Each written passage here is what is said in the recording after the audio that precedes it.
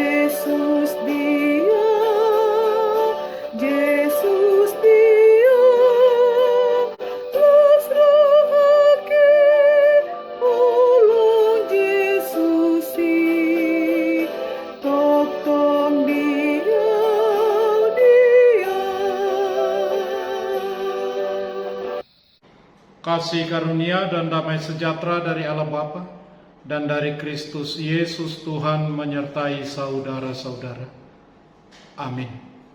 Saudara-saudara, firman Tuhan renungan harian Jumat 22 April 2022 dari kitab 2 Tesalonika pasal 2 ayat 16 mengatakan, dan Ia Tuhan kita Yesus Kristus dan Allah Bapa kita yang dalam kasih karunia-Nya telah mengasihi kita dan yang telah menganugerahkan penghiburan abadi dan pengharapan baik kepada kita. Dalam bahasa Batak Toba, apalah Tuhata Yesus Kristus dohot debata amatta nama kaholongi hita jala mangalehon apulapul namian totong dohot pak kirimon nadinggan sian asimi rohanai. Demikian firman Tuhan. Saudara-saudara, hidup adalah penderitaan. Demikian yang sering kita dengar dalam perbincangan sesama. Penderitaan menjadi sebuah persoalan klasik dalam perjalanan sejarah kehidupan manusia dan selalu ada sepanjang manusia menjalani kehidupannya masing-masing. Kekerasan oleh manusia kepada yang lain di dunia ini tak urung membuat manusia bisa merasa ditinggalkan oleh Allah dan mempertanyakan kemalangan tersebut kepada Allah. Allahku, Allahku, mengapa engkau meninggalkan aku? Demikian pertanyaan Yesus di penghujung nyeri salib. Jeritan misterius ini tidak dapat dijelaskan, tetapi satu hal pasti, Yesus menghadapi penderitaan dan kematiannya secara sungguh-sungguh. Dalam teologi Kristen, penderitaan di atas menghadirkan misteri yang besar. Mengapa Yesus bisa merasa ditinggalkan? Mengapa Allah meninggalkannya dalam penderitaan? Terkadang Allah mengizinkan kita melalui masa-masa sulit seperti sakit, kehilangan pekerjaan, atau krisis. Layaknya Ayub, Tuhan mengajar kita melalui penderitaan yang kita alami agar kita menghargai penderitaan terbesar yang dialami oleh Yesus Kristus di kayu salib untuk menebus kita dari dosa kita. Ketika kita bergantung kepadanya, daripadanya lah kita memperoleh penghiburan dan kekuatan. Kita sanggup menghibur dan menguatkan orang lain yang sedang menderita. Kata Yunani untuk penghiburan dalam 2 Korintus pasal 1 ayat 3, paraklesis, berarti datang untuk menolong atau memberi dorongan. Yesus adalah Parakletos atau pengantara.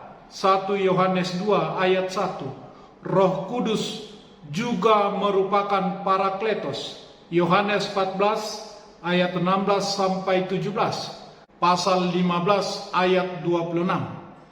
Kata ini sangat kaya makna, sehingga Alkitab menggunakan berbagai kata untuk menerjemahkannya, yaitu penolong, penasihat, penghibur, dan pembela. Dalam 2 Korintus pasal 1 ayat 3, Paulus berkata bahwa Allah adalah Parakletos yang tak tertandingi, Bapa yang penuh belas kasih, dan Allah sumber segala penghiburan. Bahwa setiap pribadi Allah Tritunggal, Bapa, Anak, dan Roh Kudus menyertai kita dalam penderitaan kita, ketika mengarahkan kita untuk memandang kepada Bapa, Tuhan kita Yesus Kristus.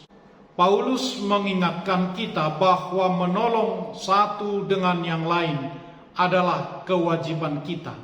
Penderitaan menggerakkan manusia dari tingkat kehidupan binatang, yaitu bios, menuju tingkat kehidupan abadi, zoe. Tuhan dan manusia saling bekerja sama dalam proses pendewasaan tersebut.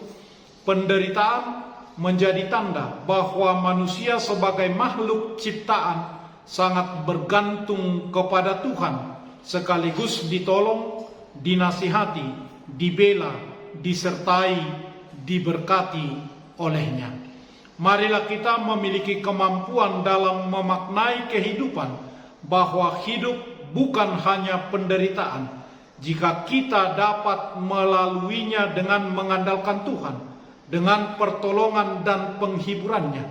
Beriman berarti berani menghentikan pertanyaan, mengapa aku harus menderita? Bersemangat mengelola kehidupan dengan teguh dan percaya bahwa Tuhan adalah penolong dan penghibur kita. Amin. Marilah kita berdoa. Ya Tuhan Allah Bapa kami, terima kasih kami mengingat pengasihan-Mu kepada kami. Genapilah firman-Mu untuk senantiasa menolong kami dalam setiap kesulitan maupun penderitaan yang kami hadapi, karena anak-Mu Yesus Kristus Tuhan kami. Amin.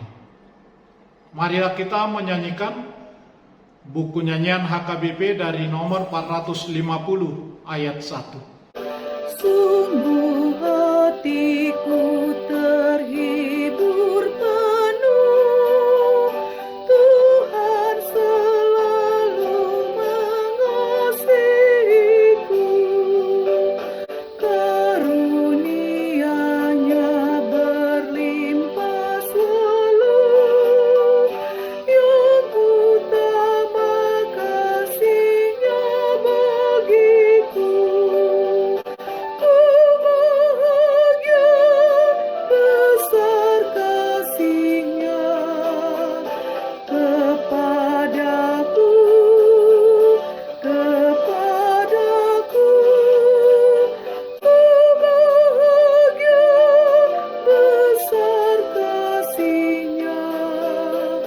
Yesus kau milikku.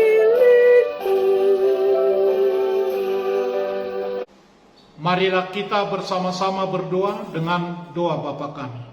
Bapa kami yang di surga, dikuduskanlah nama-Mu. Datanglah kerajaan-Mu. Jadilah kehendak-Mu di bumi seperti di surga. Berikanlah kami pada hari ini makanan kami yang secukupnya. Dan ampunilah kami akan kesalahan kami, seperti kami juga telah mengampuni orang yang bersalah kepada kami. Dan janganlah membawa kami ke dalam pencobaan, tetapi lepaskanlah kami daripada yang jahat. Karena Engkau punya kerajaan dan kekuasaan dan kemuliaan sampai selama-lamanya. Amin. Anugerah Tuhan Yesus Kristus, kasih setialah Bapa, dan persekutuan Roh Kudus menyertai saudara-saudara. Amin.